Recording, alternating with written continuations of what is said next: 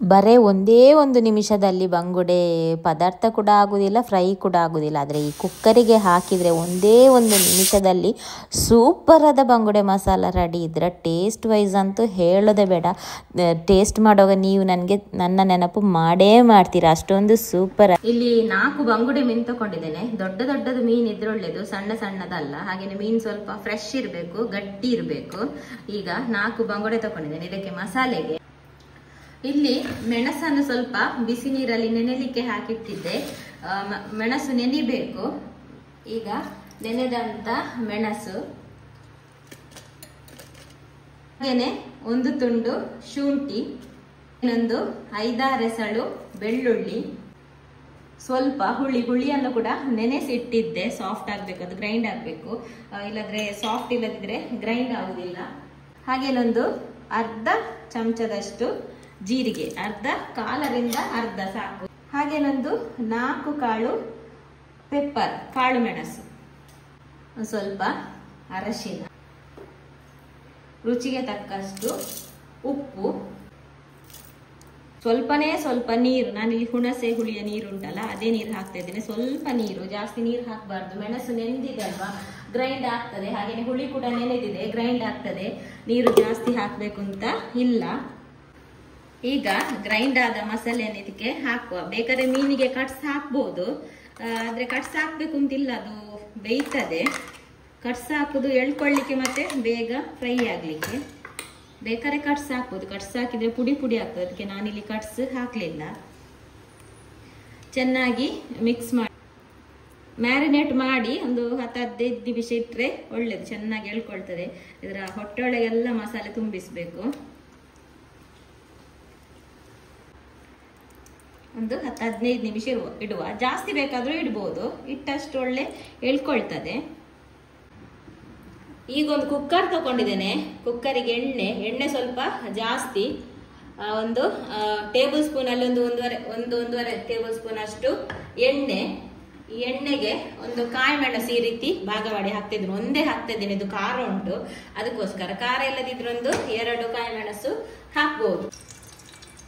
ಹಾಗೇನೆ 1 ಈರುಳ್ಳಿ, ಸಣ್ಣಗೆ ಕಟ್ ಮಾಡಿದ 1 ಈರುಳ್ಳಿ,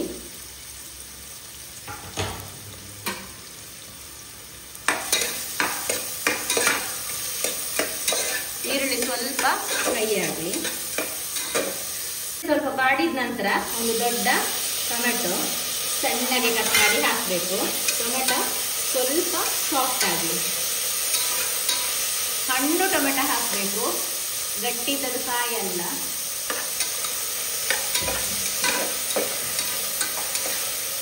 ಟೊಮೆಟೊ ಫುಲ್ ಕರಗಬೇಕು ಅಂತಿಲ್ಲ, ಸ್ವಲ್ಪ ಸಾಫ್ಟ್ ಆದ್ರೆ ಸಾಕು. ತಕ್ಷಣ ಈ ಮ್ಯಾರಿನೇಟ್ ಮಾಡಿಟ್ಟ ಮೀನನ್ನು ಹಾಕುವ. ಮಸಾಲೆ ಅಡಿಗೆ ಹಾಕಿ ಮೀನನ್ನು ಮೇಲೆ ಹಾಕುವ.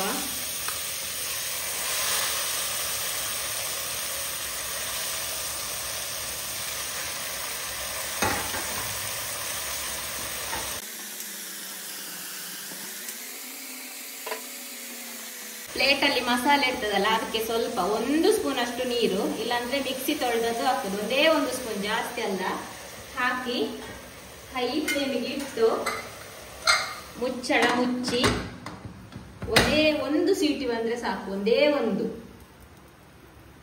ಒಂದೇ ಸೀಟಿ ಬಂದ್ರೆ ಸಾಕು, ಜಾಸ್ತಿ ಬೇಡ. ನೋಡಿ, ಹಾಕುವಾಗ್ಲೇ ಸೀಟಿ ಬಿಸಿಯಾಗಿರ್ತದೆ.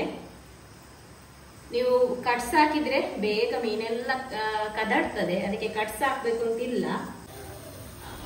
ಕರೆಕ್ಟಾಗಿ ನೋಡಿ, ವಿಡಿಯೋ ಆನ್ ಇಟ್ಟಿದ್ದೇನೆ. ಕರೆಕ್ಟ್ 1 ನಿಮಿಷದಲ್ಲೇ ಇದು ಸೀಟಿ ಬರ್ತದೆ. ಅದಕ್ಕೋಸ್ಕರ ವಿಡಿಯೋ ಕೂಡ ಆಫ್ ಮಾಡಲಿಲ್ಲ. ಯಾವುದೇ ಬಂಗುಡೆ ಪದಾರ್ಥ ಮಾಡೋದಾದ್ರೂ, ಫ್ರೈ ಮಾಡೋದಾದ್ರೂ 1 ನಿಮಿಷದಲ್ಲಿ ಖಂಡಿತ ಆಗುದಿಲ್ಲ. ಮಸಾಲೆ ಕುದಿಲಿಕ್ಕೆ ಎಲ್ಲ ಟೈಮ್ ಬೇಕಾಗ್ತದೆ. ನೋಡಿ, ವಿಡಿಯೋ ಆನ್ ಇಟ್ಟಿದ್ದೇನೆ.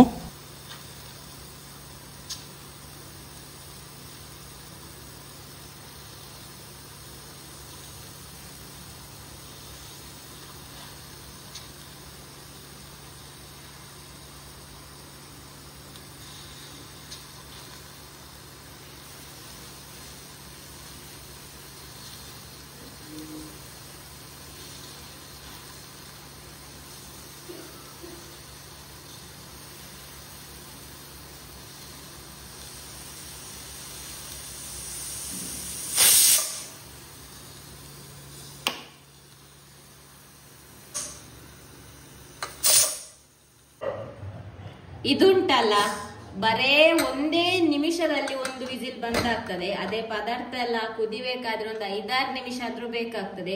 ಇದು ತುಂಬಾನೇ ಬೇಗ ಆಗ್ತದೆ, ಹಾಗೇನೆ ತುಂಬಾನೇ ಟೇಸ್ಟ್ ಆಗ್ತದೆ, ತುಂಬಾನೇ ಸುಲಭ ಕೂಡ. ನಿಮ್ಗೆ ಅನಿಸ್ಬೋದು ಕುಕ್ಕರಲ್ಲಿ ಯಾಕೆ ಪಾತ್ರೆಯಲ್ಲಿ ಆಗುದಿಲ್ವಾ ಅಂತ. ಪಾತ್ರೆಯಲ್ಲಿ 5-6 ನಿಮಿಷ ಬೇಕು. ಇದು ಒಂದೇ ಒಂದು ವಿಸಿಲ್, ನಾನು ಆನ್ ಇಟ್ಟಿದ್ದೆ ವಿಡಿಯೋ, ಒಂದೇ ನಿಮಿಷದಲ್ಲಿ ಇದು ಸೀಟಿ ಬಂದಿದೆ. ಹಾಗೇನೆ ಒಂದೇ ನಿಮಿಷದಲ್ಲಿ ಸೀಟಿ ಹೋಗ್ತದೆ. ಈಗ ತಣ್ಣಗೆ ಕೂಡ ಆಗಿದೆ ನೋಡಿ ಹೇಗೆ ಬಂದಿದೆ ಅಂತ, ಬೆಂದಿದ ಅಂತ ತೋರಿಸ್ತೇನೆ.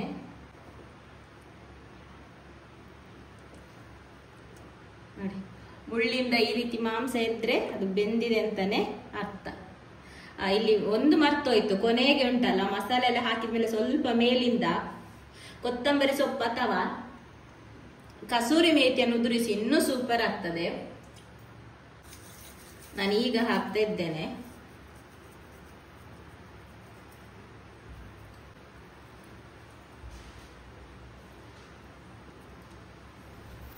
ತುಂಬ ರುಚಿ ಆಗ್ತದೆ. ಹಾಗೆಯೇ ಮಸಾಲೆ ಮತ್ತು ಮೀನು ನೋಡಿ ಹೇಗೆ ಒಂದೇ ಥರ ಇದೆ ಅಂತ. ತುಂಬ ಒಂದೊಳ್ಳೆ ಪರಿಮಳ ಕೂಡ, ಅರೋಮ ಕೂಡ ಬರ್ತಾ ಉಂಟು ಫುಲ್ ಕಿಚನ್. ಹಾಗೆಯೇ ಬಂಗುಡೆ ಮೀನು ಉಪ್ಪು ಖಾರ ಹುಳಿ, ಹಾಗೆಯೇ ಆ ಟೊಮೆಟೊದ ಸಿಹಿ ಸ್ವಲ್ಪ, ಹಾಗೆಯೇ ತೆಂಗಿನ ಎಣ್ಣೆಯಲ್ಲಿ ಬೆಂದದ್ರಿಂದ ತುಂಬಾ ಟೇಸ್ಟಾಗಿ ಬರ್ತದೆ. ಒಮ್ಮೆ ಟ್ರೈ ಮಾಡಿ. ದೊಡ್ಡ ದೊಡ್ಡ ಬಂಗುಡೆ ಮೀನಿದ್ರೆ ಒಳ್ಳೆಯದು. ಮಸಾಲೆ ಕೂಡ ಖಡಕ್ಕಾಗಿ ಇದೆ. ಎಷ್ಟು ಚೆನ್ನಾಗಿ ಬೆಂದಿದೆ ನೋಡಿ. ಈ ರೀತಿ ಮುಳ್ಳಿಂದ ಮಾಂಸ ಇದ್ದರೆ ಚೆನ್ನಾಗಿ ಬೆಂದಿದೆ ಅಂತ ಅರ್ಥ. ಹಾಗೆಯೇ ಉಪ್ಪು ಖಾರ ಎಲ್ಲವನ್ನು ಎಳ್ಕೊಂಡಿದೆ. ಈ ರೀತಿ ಒಮ್ಮೆ ಟ್ರೈ ಮಾಡಿ. ನೀವು ಟ್ರೈ ಮಾಡಿದನ್ನು ಟೇಸ್ಟ್ ಮಾಡುವಾಗ ನನ್ನ ನೆನಪಂತೂ ನಿಮಗೆ ಹಾಗೇ ಆಗ್ತದೆ.